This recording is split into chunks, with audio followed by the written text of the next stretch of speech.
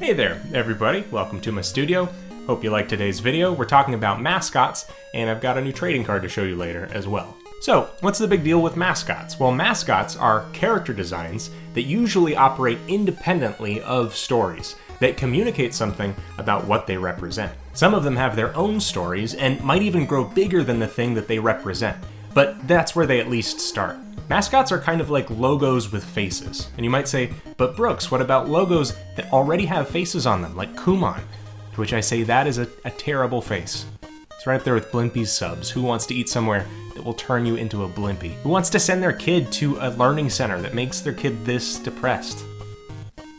Don't answer that. But mascots are really important when they're made well. They can embody the thing that they represent. Like on cereal, for instance. It's a great way to make kids feel like they're friends with one of these gremlins that wants to sell them sugar. In Japan, you'll probably find the highest saturation of mascots. They have mascots that represent more than products and sports teams. They represent government initiatives and events.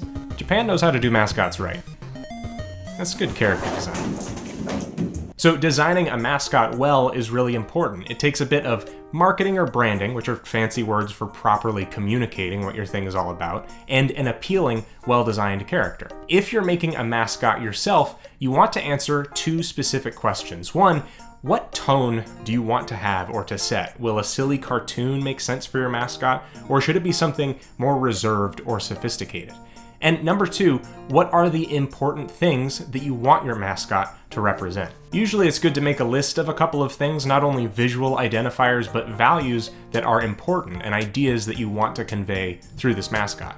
Let me see if I can scroll back here through Instagram.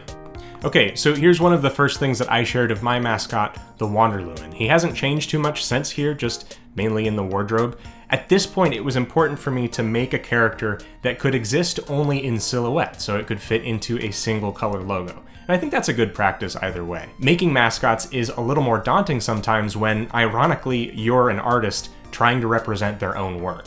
It's like you want to put your best foot forward. Now, some people choose their favorite original character, their pet, or even some sort of self-insert character.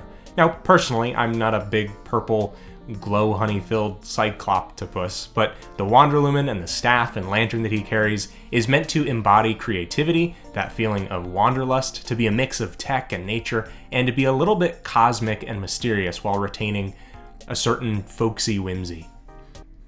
I don't ever want to say those two words together again. Folksy whimsy. Folksy whimsy. I'm coming around on it. There are also a lot of things that I like that inspired the Wanderlumen. Maybe not directly and intentionally, but I think it's pretty easy to trace back.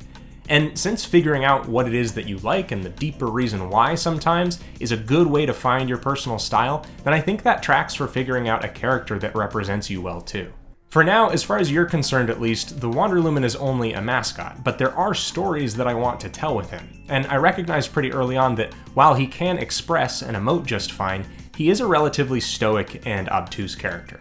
Now, without changing that, I wanted to provide him with a couple of extra tools for communicating. And for that, I made the glow pups that I showed you a few weeks ago. I want these two to sort of be able to not only move around and phase through his belly reservoir here, but also to slip in between a panel on the staff that he carries and things like that. I think it could lead to some really cool animation opportunities.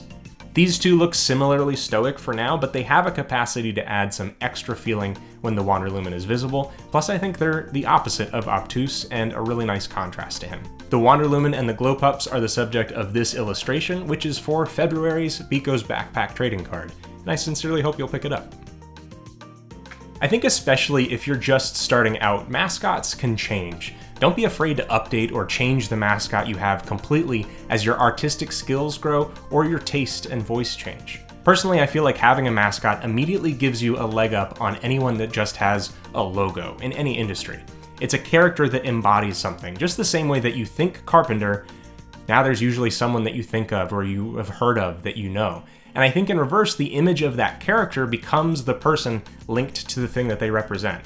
If you aren't an artist but would like to commission a mascot, reach out to me at characterdesignforge.com. I'd love to help you out. I've done this a ton of times in the past. It's almost February, which means it's time for the second Biko's Backpack. You'll be getting all the stuff that you see here, all original art made specifically for Biko's Backpack, delivered right to your door, supports the channel in the most direct way possible, keeps my lights on, and you get cool original art. That's like a win-win-win-win. You can find out more about that, personal critiques, exclusive videos every month, all at patreon.com/bageldenizen. You can also follow me on Instagram, Twitter, and Twitch at bageldenizen, and stay subscribed here for new videos every week on Character Design Forge.